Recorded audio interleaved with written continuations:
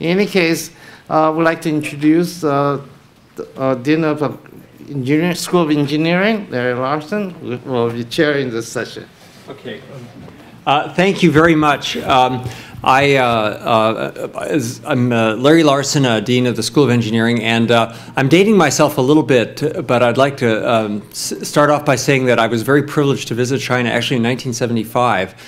During the summer of '75, I spent about a month in China, and remarkable experience traveling all over the country. And it was very clear to me at the time that China was still recovering from a terrible ordeal of the previous, years, but had enormous and incredible potential. The energy, the intelligence, and the drive of its citizens were, even then, clearly visible. And I think we all knew that China would have a remarkable impact on the modern world. And, here we are at the dawn of the 21st century, and China has, truly emerged as a leading power in the world, incredible economic strength and vitality. And so anytime a sleeping giant awakes, there's both opportunity and danger. And our speaker today, John Chen, is uniquely, I think, positioned to give us his insight into this, situation that we find ourselves in the modern world. John is chairman, president, and CEO of Sybase. Sybase is a world-leading information technology company headquartered in in California, but with tentacles all around the world. John has served a variety of important governmental positions as part of a variety of administrations focused on trade issues. He's testified before Congress. But most important, he's a Brown alumni. He graduated in 1978 with a degree in electrical engineering, my own field, and then he went on to Caltech for his master's. And since then, he's had tremendous success in business and entrepreneurship, and his insights into the modern world and our relations with China are, we're looking forward to hearing very much. So this afternoon's keynote speech is how mutual reassurance is the key to the future of U.S. China relations. John. Thank you. Okay. Thank you. In the interest of time, and I love, as you probably know from the earlier panel, I love to have more conversational pieces. So I'm going to try to flip this through as a background or data point for our conversation. That's maybe a better way to think about it, okay? And this is not a term that I created. It's a term, mutual reassurance. It's a term that's created by the former Deputy Secretary of State, Jim Steinberg. And he is now at Syracuse University. As former, it's like within a year. So he's very fresh in this. But being a long time student of policies, foreign policy between U.S. and China, this tells me a lot. And it tells me about the administration, the Obama administration view of how we look at China. And this might not change, next year, and it might be enhanced and so forth. But if you notice, if for a historian, I don't know how many of you are, U.S. China historians, and if you go back just a number of years back, you will find this, how they will talk about how to build mutual trust. The word trust is gone, and it's being replaced by reassurance. This is subtleties that a lot of people never really caught on. And the reason why this is important is that we no longer believe that we're going to be successful. That's the first step, building the trust. And there's a reason why, but we want a very constructive relationships going forward, because this is very important. So this is a reason why this turned into a reassurance. Now, I'm going to give you a bunch of data which are very negative, okay? Only because A is true, and B is how big and how daunting the task is for the people who focus on building a very constructive relationship. And a relationship that we actually cannot afford, for the global reasons, cannot really afford to not get right. So bear with me on that, and I'm creating an environment, and then I will have a propositions of how to move forward. Now, this is kind of a presentation that I do, and I go around for those people who were foolish enough to have me, want to listen to me, and from DC and to the think tank and all that.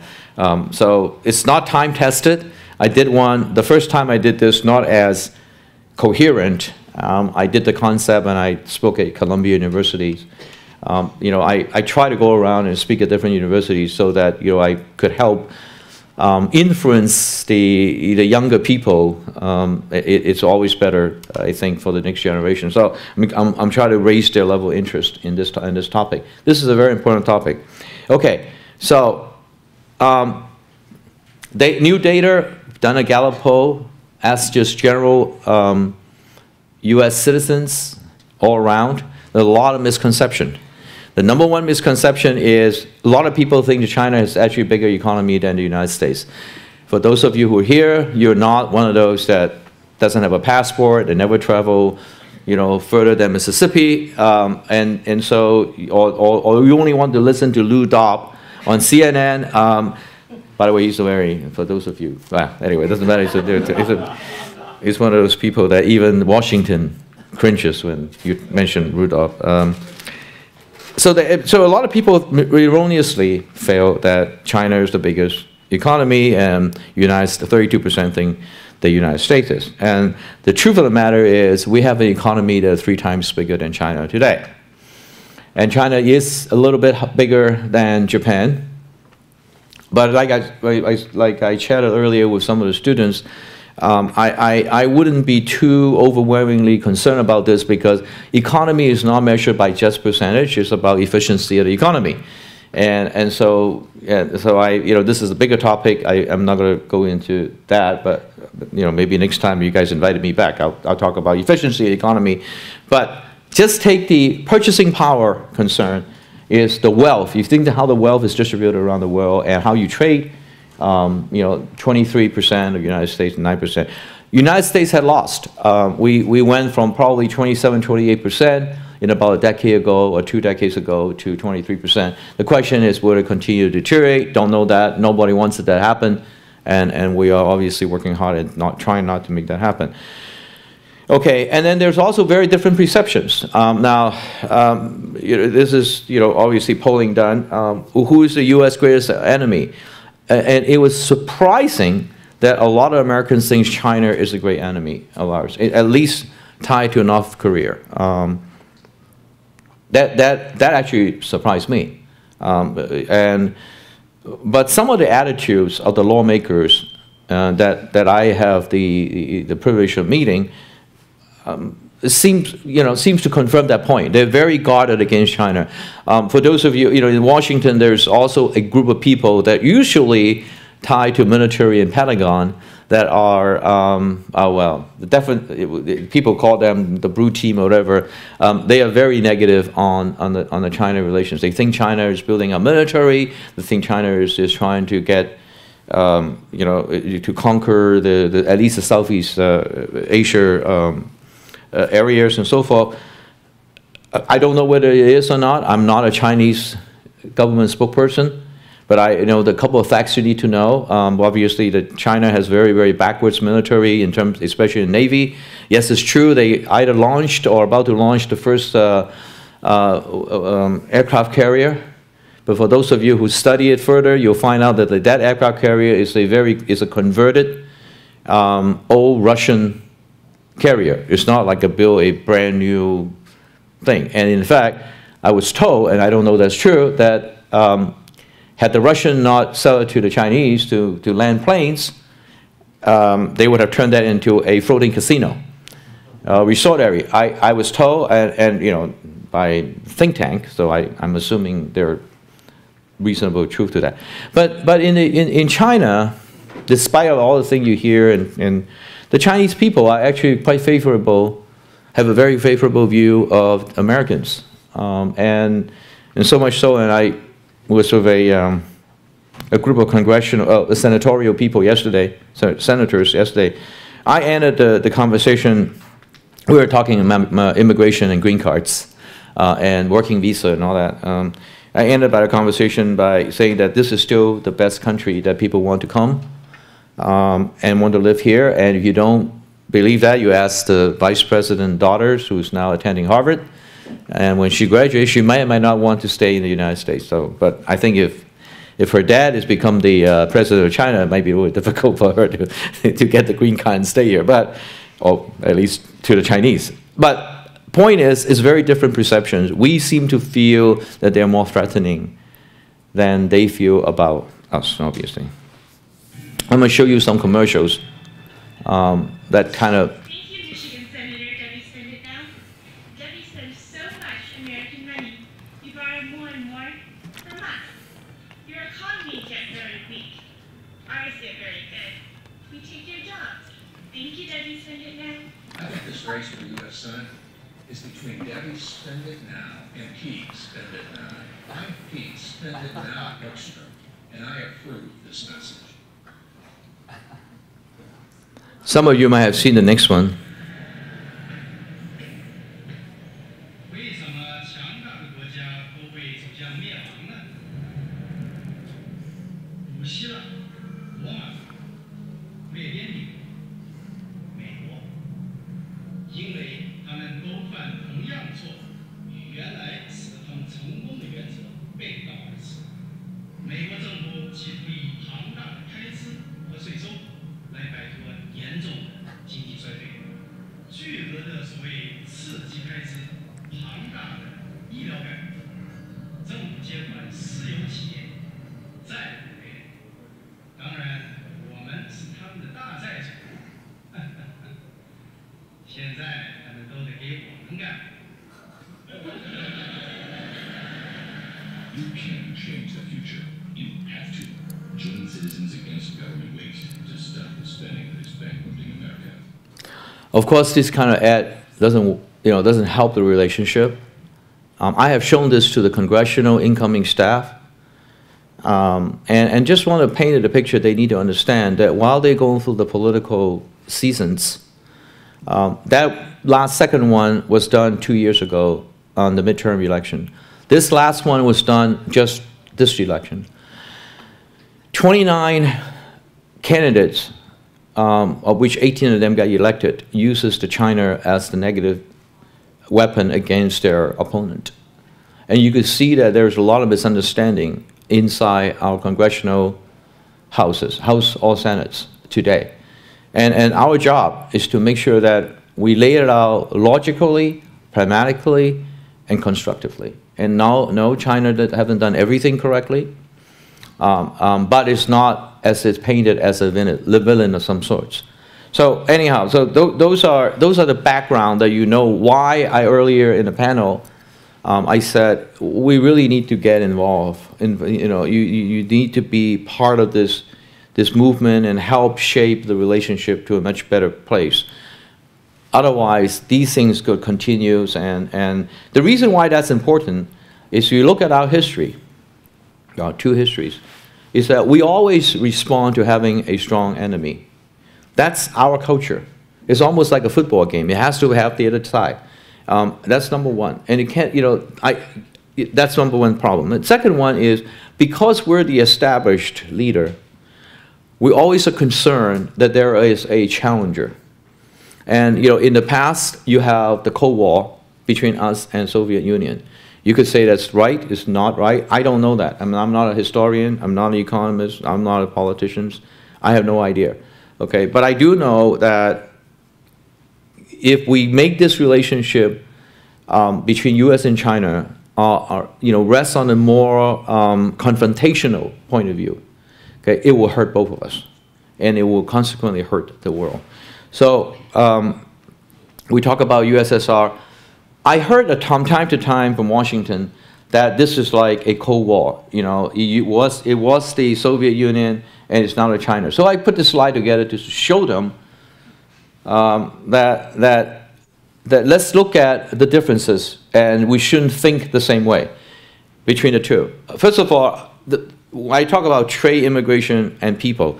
Now, for those economists in this room, that's the definition of society, the movement of these areas, okay? And that's the major definition. If you look at that, you can see that. I'm not going to read the differences, okay? I think the best thing to look at it is, yes, there's a line in China, but that's usually outside of a name store like Gucci or LV, or it's not about. So China is doing very well, and they're not out, therefore, to divert the attention of the citizens to create United States as an enemy. So there's no reason to do that, you know. So for China to continue the miracle of bringing 300 million people from poverty into middle class, and then another 400 million in the next 10 years, the number one requirement is peaceful times. And there's no reason to interrupt their own development at this point. By the way, they're not without challenges, obviously. It's been well written on that. The latest election, or the re-election of President Ma Ying-jeou of Taiwan, is actually a very good thing. It's stabilized a lot of the Pacific coast, cross-strait issues, and it allows China to continue economically develop and collaborate with Taiwan. But those of you who've been to Shanghai recently, I mean, this is like a little Taipei going over there, and they own a lot of property, and they even have a Taiwan school, I believe, or a number of Taiwan schools over there for Taiwanese students. So what has our policy been? So what it ought to be, you know, we in the Soviet Union, when I put down that slide, I say it's very different between Soviet Union and China. So the Soviet Union have kind of a mutually assured destruction. You know, it's like I point nuclear weapon at you, you point nuclear at me, and we both know that making the wrong move, either side will survive. That's not a very good thing, obviously. So we're advocating the mutual reassurance. You know, as I said earlier, that we were working on a trust platform for the last 15 years. That doesn't really work a lot because there is so diverse a background. If you notice, I don't know whether Vice President Xi, a speech that he made 2 days ago, I think it's carried in the newspaper. He talked about, you know, we have a different time in our history and different time in our journey. So some of those human rights issues, other those issues, the definition of that, you need to at least recognize the differences. So it's very, you know, it's a very soft way to say, you know, we're working on it, we could get better, but you cannot really interfere. And of course, we Americans would love to interfere because that's the number one principles of ours. And the latest thing, obviously, is Syria, as you know, and the U.S. has a very strong view of Syria, and actually needed China's support and Russia's support, but neither of them are supporting the current propositions on the table with the United Nations. So anyway, so we were advocating mutual reassurance. Again, I cannot take credit for this term, all the concepts, but I was very pleased that there was this concept. How has it been? You know, we have a containment program in the USSR. With China, the U.S. policy in the last 30 years, 40 years, has been, you know, sometimes been great. Sometimes it's very engaging. And sometimes it's very, very much focused on containments. And that's number one thing that the Chinese have major trouble. If you go to you talk to a normal citizen of China, and they say, tell me one thing that U.S. is doing is not good. I know there's a lot of Chinese students here. And they will tell you is they believe that the U.S. are trying to contain the growth and the expansion of China. And we have to work on that. We have, you know, we in the United States and in China needs to make sure that that is not the case. So this reassurance, saying we're not containing and so forth, is the number one thing. Now, is that happening today? How is it today? We still have some problems. We're going to talk a little bit about that because, you know, the latest couple of speeches by President Obama kind of took us back a couple of steps. You know, one speech he made, and when he was in Australia, he talked about the repivoting or the pivoting of, okay, well, now you know, we went from Middle East, now we're pivoting into Asia. You know, it was interpreted very differently by a lot of people. I'm sure the State Department has a different thought or different definition of that, but the Chinese thought that, you know, okay, you went to Middle East and now you're pivoting back into Asia, and we're here to stay in Asia. and they look at it a little bit more negative than it should be, I bet, probably. And then I think, of course, we have the issue of the TPP. For those who, we'll gladly get into that, which is Trans-Pacific Pact on trade. And America we have some free trade agreements with about 8 different countries in Pacific Rim. We're trying to gather all that and set a higher standard and call it the TPP. And President Obama announced that at APEC, which is in Honolulu, not long ago. And I thought it was a great thing, but then I found my Chinese friends were pretty upset with that because they thought that this is a new club that China was not invited to.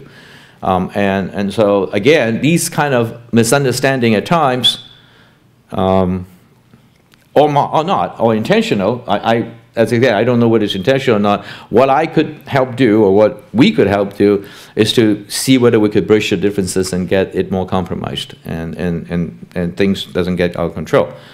So people often ask, so how do you come up with the reassurance, and what is it, why is it, and so in order to answer the question, we have to go back in history a little bit. Seems like every 20 years our relationship in the United States between U.S. and China has changed its orientation a little bit, and I thought that it would be interesting to go at the history.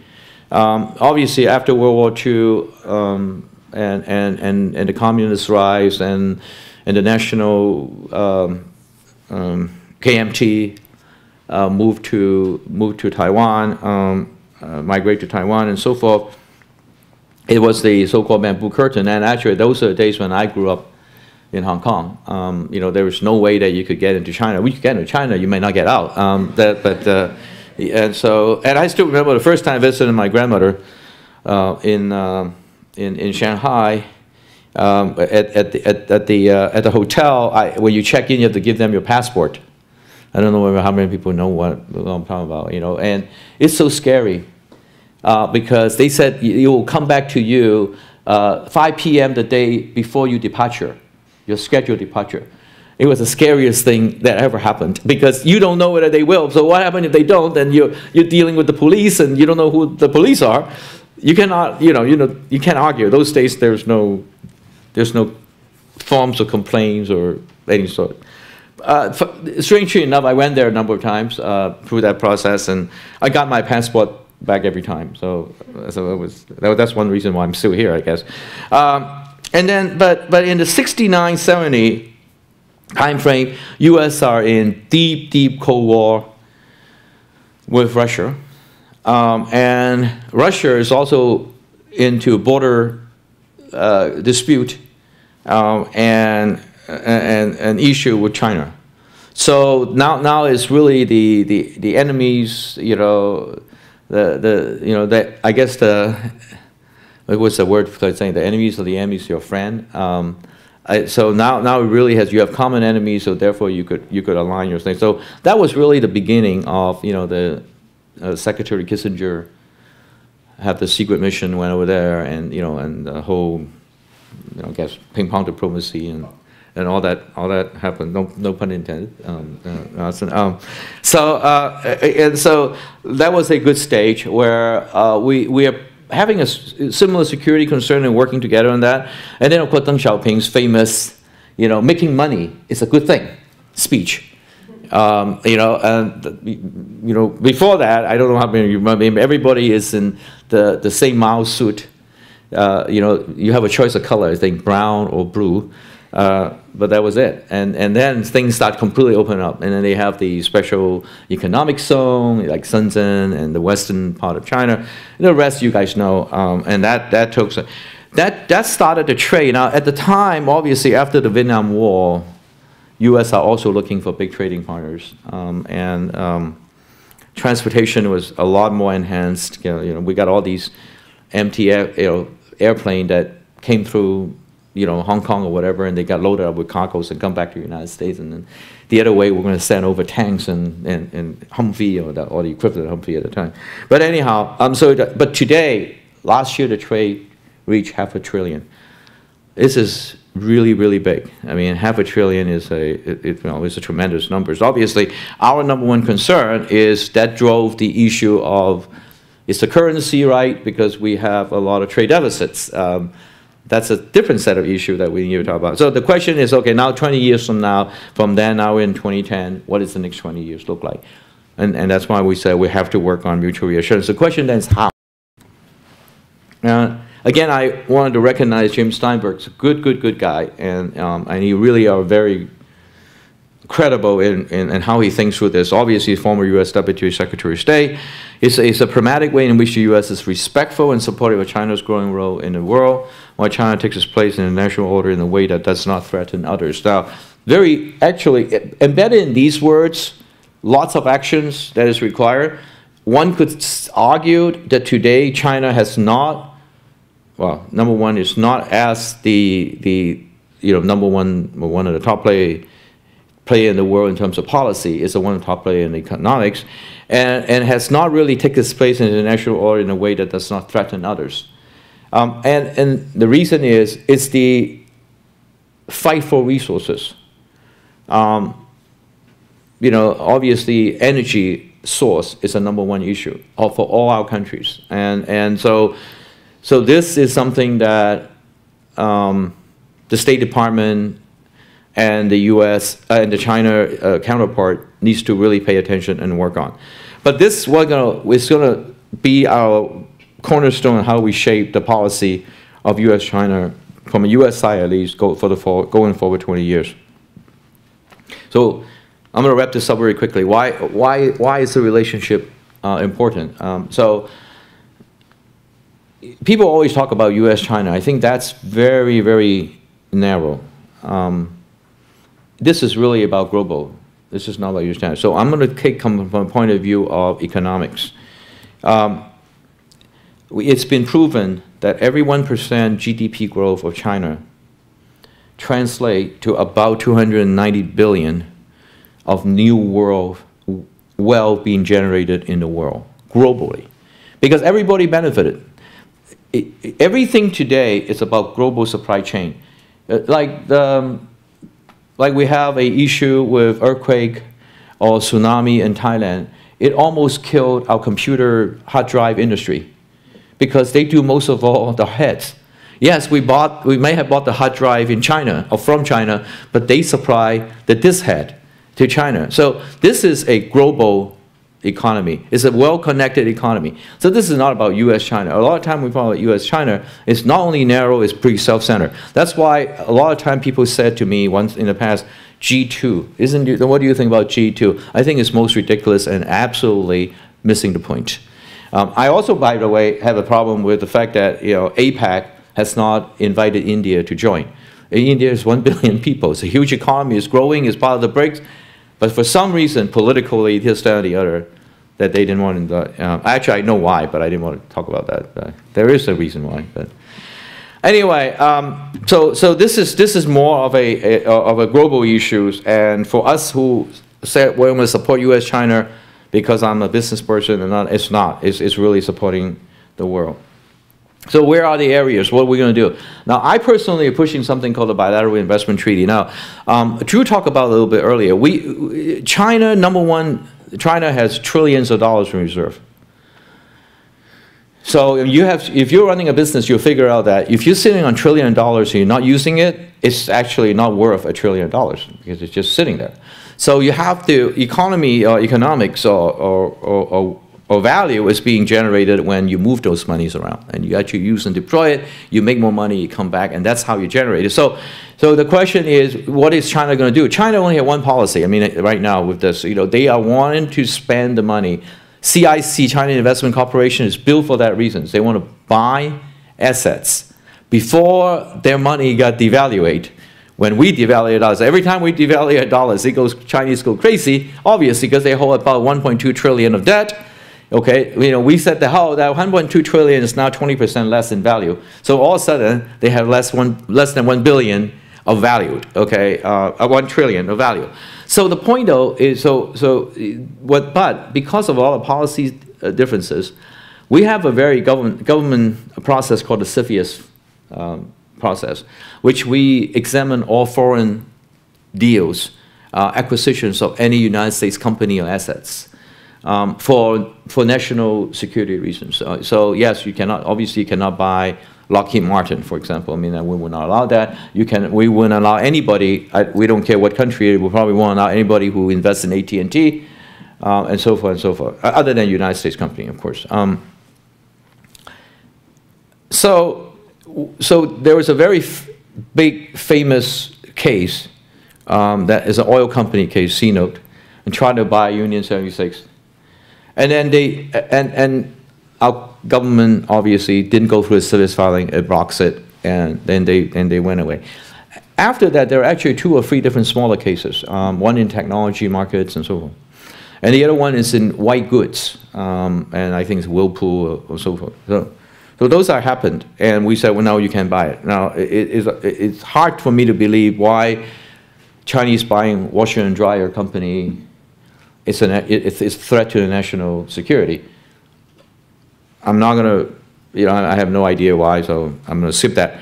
But what happened is the Chinese now, not liking what have happened, are creating the same process over there. Also want to examine MOFCOM, which is the Ministry of Finance and Commerce, are also creating its own regulatory review process, which are very much modeled to our CFIUS. So it's kind of tick for tack. And Coca-Cola tried to buy a juice company. I don't know how many of you know that, a couple of years ago. And they said its national interest is being violated, and so they stopped Coca-Cola buying it. So I'm not sure why that's the case, right? But I guess as juice could be considered food supply, but I can't see juice be essential. But it happened. So the number one thing we need to work on as a community is to make sure that there is an investment treaty that has some a certainty of how both sides could invest into each other. We like their market because they're growing. They like our market because we're not only a big market, but we also have a lot of management talents, infrastructures, talents, and so forth. So that's the number one thing we need to avoid. There are other problems area that we could solve. We'll solve together. I always call these kind of too big to solve problems. Obviously, global security. That goes without saying. After 9/11, they are the people may or may not know this. The Chinese are constantly under attack by terrorism, especially in the Xinjiang, Mongolia area. This is just constantly happening. Whether you are for or against the Tibetan independence or not, that's not an issue. That's not really in the equation. The equation is they're constantly being subject to the same security threat that we are being subject to. Okay, and space exploration. Because of our budgetary issues in the United States, we are now shutting down our space exploratory programs. Well, we have a lot of know-how. The Chinese are now setting a lot of money into space exploratory exploration. So I thought that it may be a good area to collaborate on. They have the money, we have the know-how, we should be able to collaborate. At least the non-military side of the equations. Maybe somewhere, somehow, humans who learn something. Aging population, number one problem for Japan, but big problem for us, and a big problem for China, and that will slow down productivity growth, and of course climate change. And under climate change is the implied of clean energy, obviously, and those are huge fields, as you all know. So those are areas that individually we have to solve it anyway ourselves. Okay, it'd be better to solve it together. Now, why do I put forward this? I figure that if we have something to occupy our mind that are common and a common interest, it will usually, Microsoft again, they're competitors. No, this is not Microsoft, this is Oracle. I don't want to go debug, right?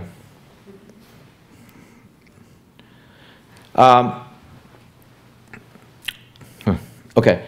Anyway, so I always figure that if we could work on something together, you could turn enemies into real good allies, and because we both wanted the same outcome and we could share that. Okay, so that was the reason why.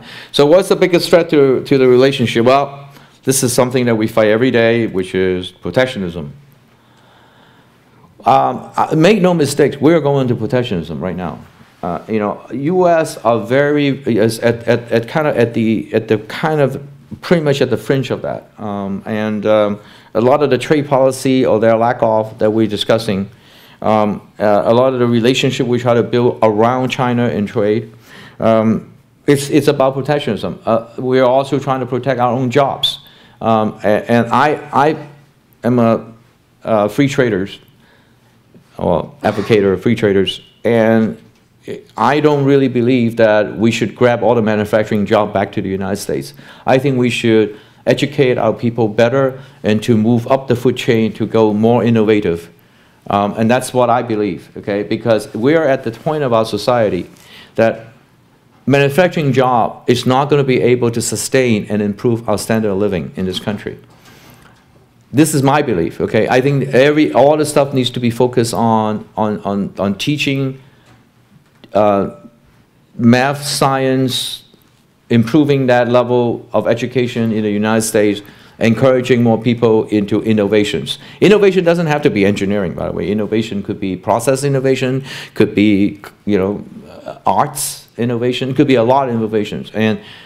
But somehow, somewhere, we need to encourage that rather than say, okay, we now have another plant that make another car in Akron, Ohio. You know, this, of course, the current administration would completely disagree with me. But I personally believe that even we get all the manufacturing job back, if it's not China, we're going to be competing with Vietnam, we'll be competing with Brazil, we'll be competing with a whole host of other countries. We can't go cheaper than that. And therefore, we will protect. We'll have to protect at that time because all the politicians has to protect before, if they want to stay in the office. So this doesn't drive to a very good conclusion. Last point about protectionism. China, in the beginning of the Qing dynasty, owns about 30% of the world GDP. After the bamboo curtain got lifted, China owned less than 5% of the world GDP. It was because of protectionism. Well, corruption first, and then protectionism second. United States, after 1929, we got into something called the Smoot-Hawley Act.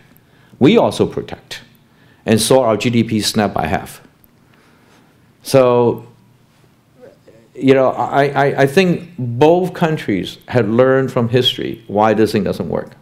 And both countries has a little bit of tendency to protect. And now all we need is one country go do it, the other one will retaliate. And this is the #1 job of all these people in Washington, the people who care about the relationship and care about the global well-being of the economics, and, you know, something that when I have time, I like to spend time on, to make sure that we don't go down and spin out of control and end up that way. So that's it. That's all I have prepared to chat about, and anything you guys want to talk about, I'll be more than happy to have a conversation.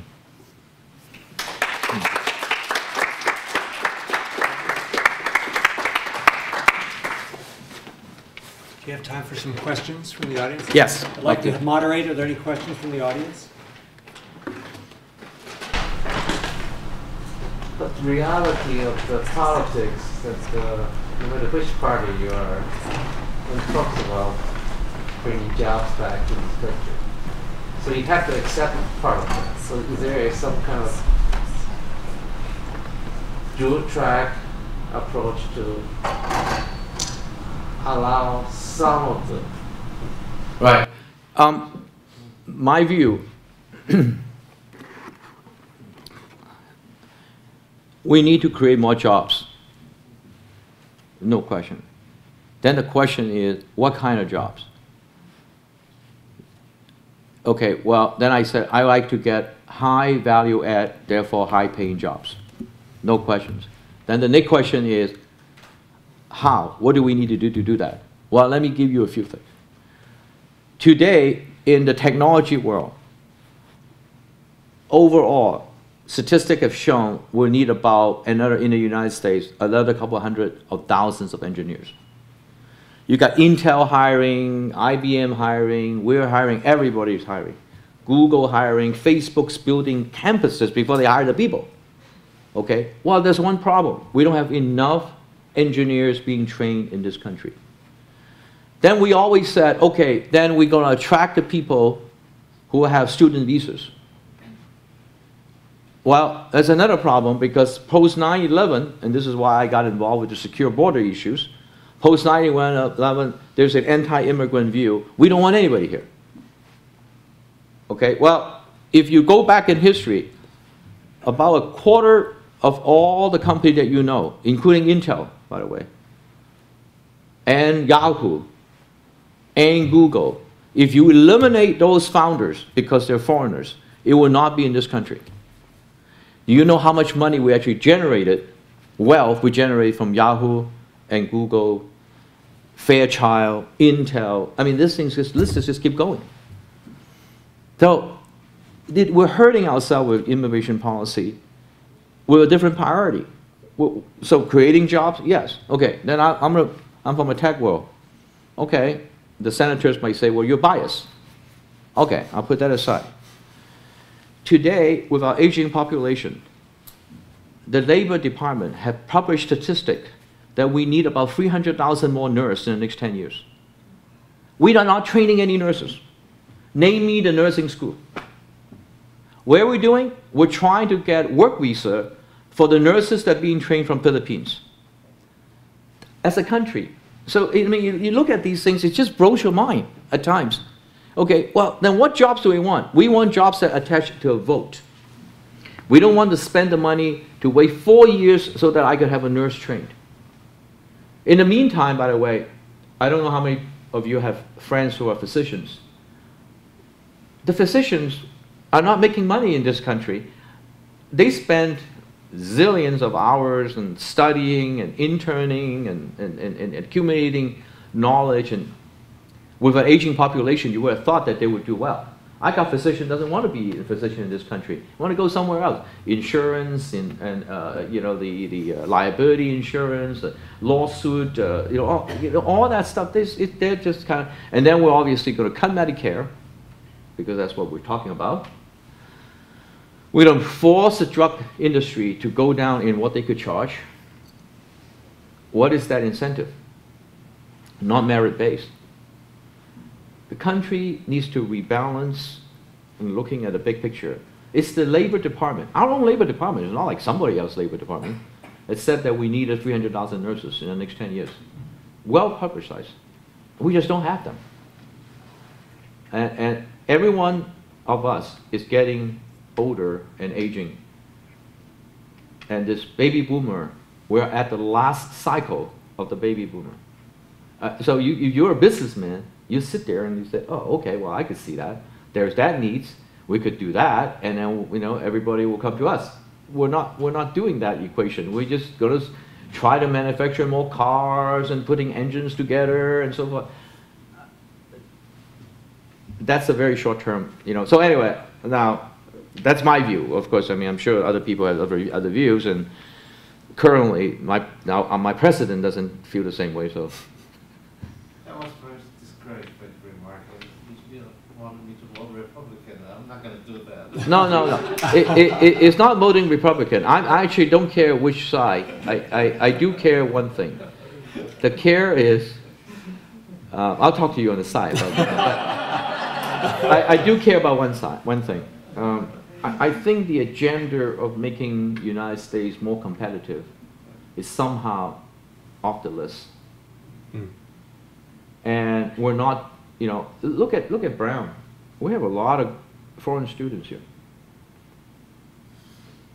They're talented people that we train up, and we made it very difficult for them to stay after they graduate. Okay, now, going home will probably be a better proposition. And like I told people, when I first graduated from Brown, from Caltech, I wanted to do electrical engineering. I was pretty stupid then, but I thought that would lead to a great future. But I did okay. I designed chips, but I really wanted to practice what I studied. And when I look at Hong Kong, of course, it doesn't have a tech industry.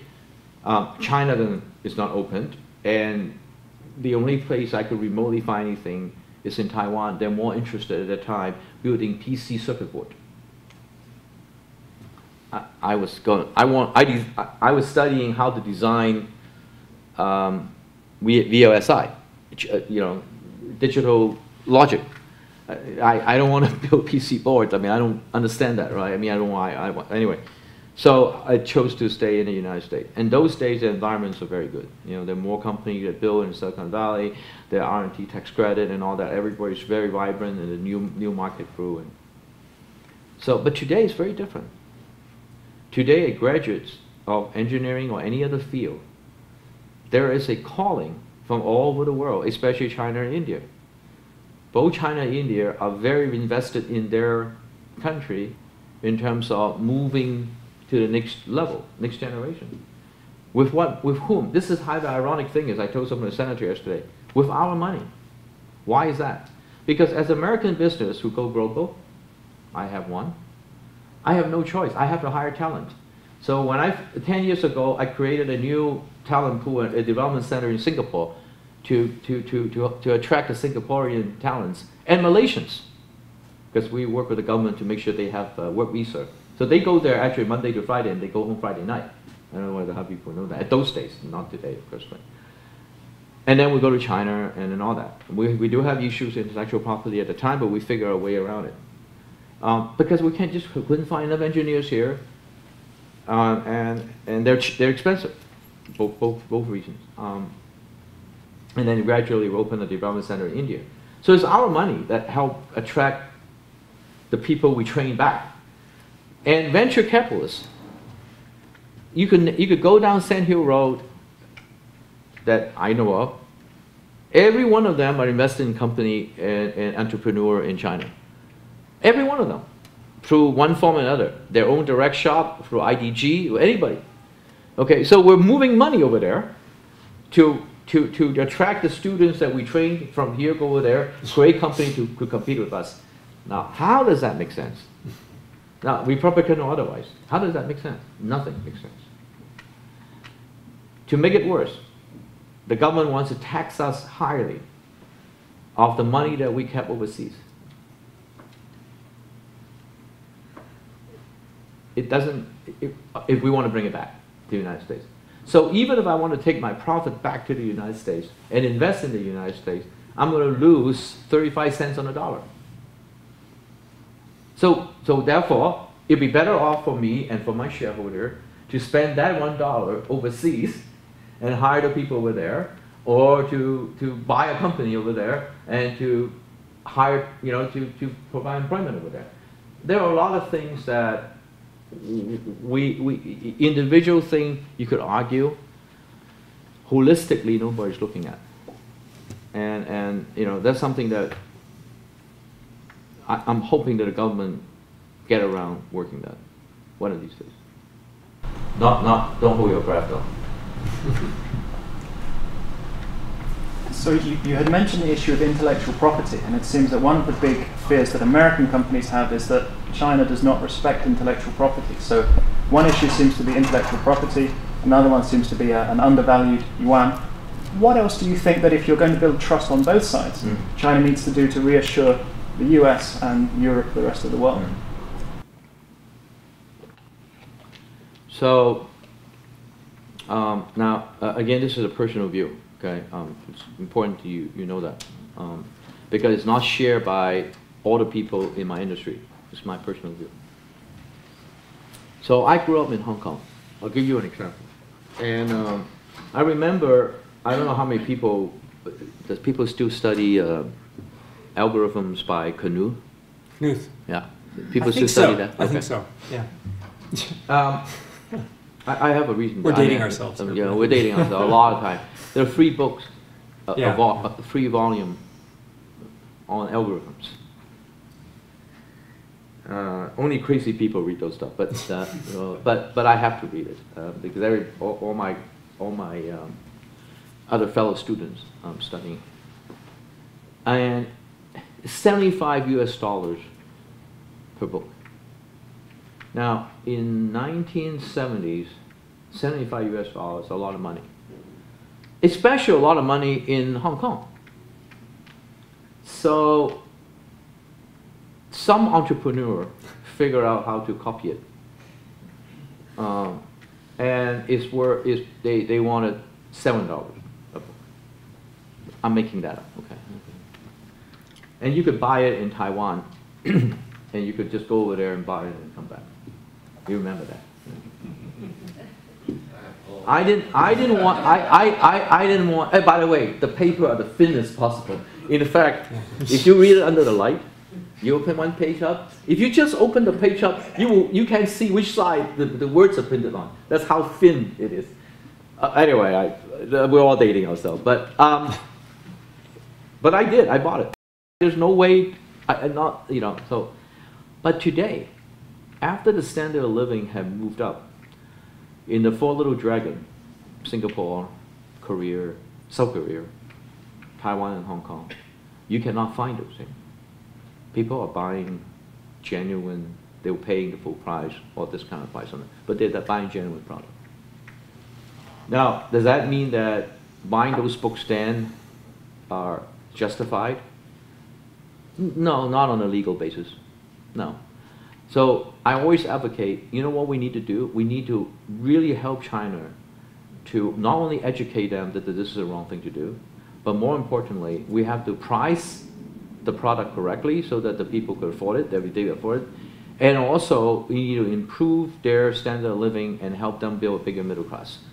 Now, in there's a lot of other things surrounding, but those are at least, so intellectual property theft is a big problem and is a wrong thing, okay? But the question is, how do you address it? If you address it by yelling at them every day, nothing will happen. I mean, nothing positive will happen. You have to remember one thing. The people that you're yelling at, which are the central party leaders, they all get it and they all agree. Yesterday, and when I was in Washington, some administration people told me, Jack Ma of Alibaba was complaining that people are stealing his stuff. Okay, so the Chinese gets it. He doesn't want people to steal his stuff because there's now money in his pocket. Although he had billions, he still wants money, more money in his pocket. But you got it, right? So Jack Ma. So the other thing I suggest to them is, why don't we organize Jack Ma of the world over there and have them yell at their government, but much more effective than we yell at their government. So that's one aspect. The other thing is you have to remember that the provisional people are the people is actually violating the rules the most. It's not even the provisional, it's not the mayor of Shanghai, but it's like the, a level or two lower. And so their corruption, their system is still there. To them are a means of income. So we're going to snap, those do copyright CDs and all that. So we need to snap that. But over time, but the long haul is this. So one phenomenon that gives me some level of comfort that what I'm saying will indeed come true. A is what I described to you, the Four Little Dragon, how I grew up and where we are today. But more importantly, if you go to Hong Kong today, and you go to a place called Star Ferry, you look at it, and there's always a line outside some of the shops.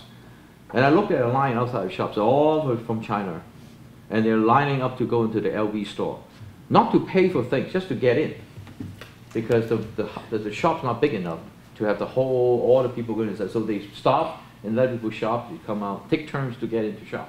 Then the question, there are many LV stores in Beijing. Why would these people do that? Because they don't trust the Beijing stuff. They want the real stuff. These people want the real stuff. I always tell the people in Washington, the Chinese are inherently proud people.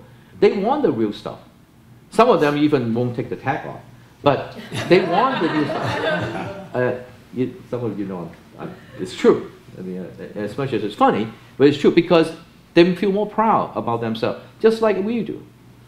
And so what we need to do is to help them being able to afford the real stuff. Does it take time? Does it take pain? Does it take jobs away from the United States today? Yes, yes, yes, and yes. But the other way to do it is to beat them up with a 2x4. It's not going to work because they're just going to do exactly what they're going to do, continuously. So that's the. Now, what else is there? Intellectual property, and then the yuan. I mean, I guess okay. I was thinking, sometimes you have companies where you hear that companies say, if you want to work in China, you should. There's a tech transfer aspect. There's an intellectual property aspect. Okay. Is that something in which there's a responsibility for China to engage in practices which are more acceptable to U.S. companies and U.S. shareholders in order to kind of help this bilateral agreement? So I'm on the Disney board. You know, we got, you know, there are more Mickey Mouse designs, so, you know, there are more Cars 2 CD being copied, and, you know. And the way we do it is we packaged it and we do a different pricing. Have some success. Does it solve all the problem? No. But it does have some success. It's a long-term problem that needs to focus on incremental improvement. Again, I'm not condoning it. Please don't get me wrong. But I'm just being pragmatic of how do we really solve this problem. Now, you mentioned something that's different from what I just said, which is tech transfer. Tech transfer is a big problem. Tech transfer is something that we need the U.S. government to stand up. That's where we need to get tough enforcement, tough things over there. I've always asked the U.S. Embassy in China that they have the economic session. They have an economic session. You as American could go to the economic session and say, I got this contract. Okay, I need help on this thing. I have no idea what the hell this is about, you know. And because at the end of the day, somehow, somewhere, after you make this, you know, you do some business for 5 years, somehow they own a lot of things. Okay, that's a different issue. That I don't condone at all. They have to go through international contract law. They need to do that. That's ridiculous. That's stealing at the degree that you are going to take me out of business.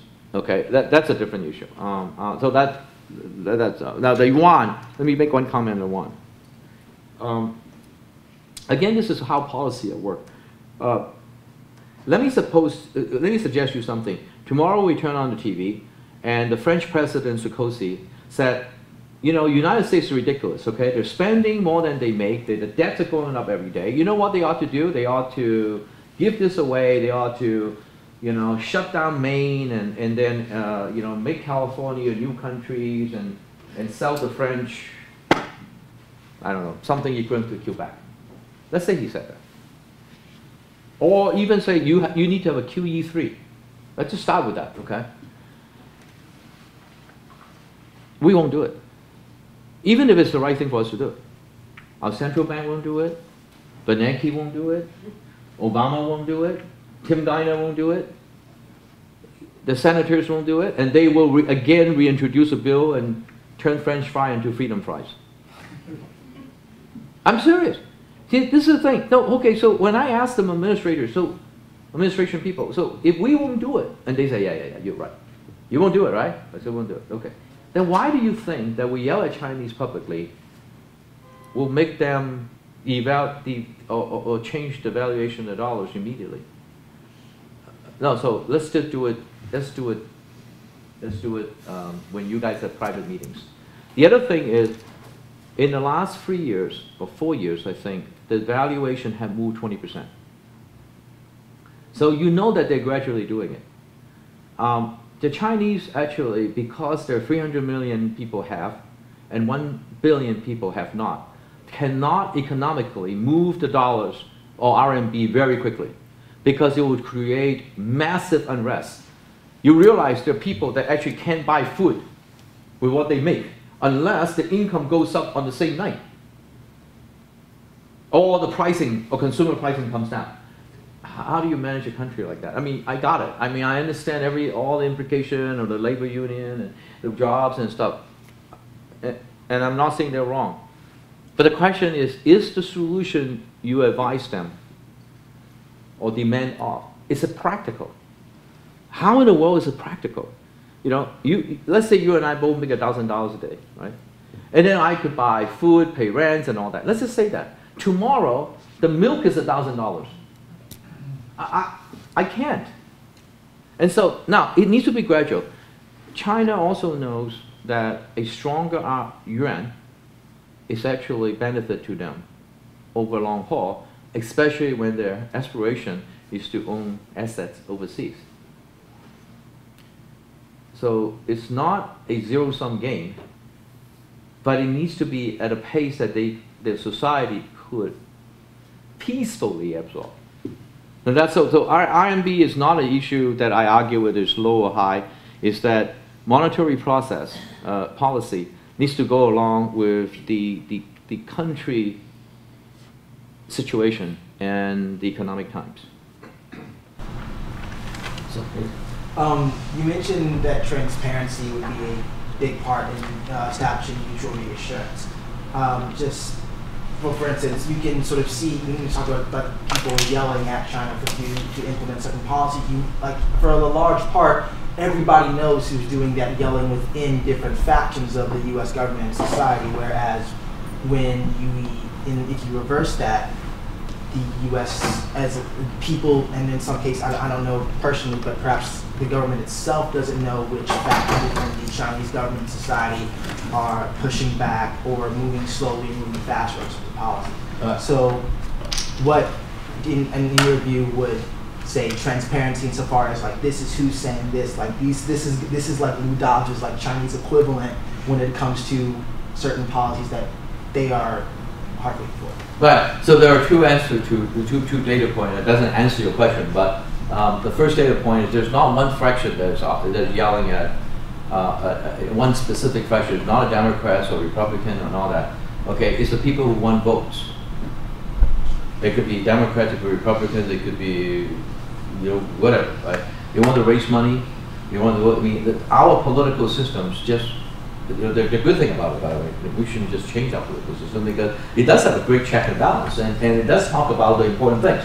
Okay, but sometimes when the masses are not educated correctly, or hasn't had enough experience to understand the both sides of the equation, nothing comes from nothing. I mean, yes, you do this, you got the intended consequences of X, and the unintended consequences of Y. So you only know the intended consequences of X, you got a big problem because the Y may hit you right in the face. Okay, this is where more educated, non-political conversation are important, and you need to, just like our mathematical problems, you need to expand the entire boundary.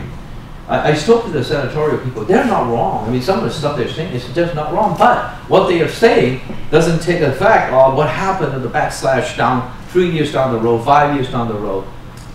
That's not being calculated, and that's the issue. Okay. So putting aside, so there's not one fraction that's just yelling at the thing. China, they also have a similar situation, which is there are people there that just doesn't like Americans. Policy making. Okay. They think all we want to do is contain them. Maybe we've shown them some, that's the case, but they're not open-minded either. They think because of the aftermath of the World War II and the national shame that brought on to China, and vow never happen again, they only wanted to confront, they want to build military, they want to build agency, this, that, and the other. That's what they have that too. So they're also going through the balancing act of what's important to them and what's, So it's a complex set of equations. A lot of people in the pictures. It doesn't really answer your question fully, but I don't think anybody could. I mean, it's not. They are, like Drew said earlier, from a policy perspective, they are the most transparent we know. They said one problem. You got to do exactly what they said.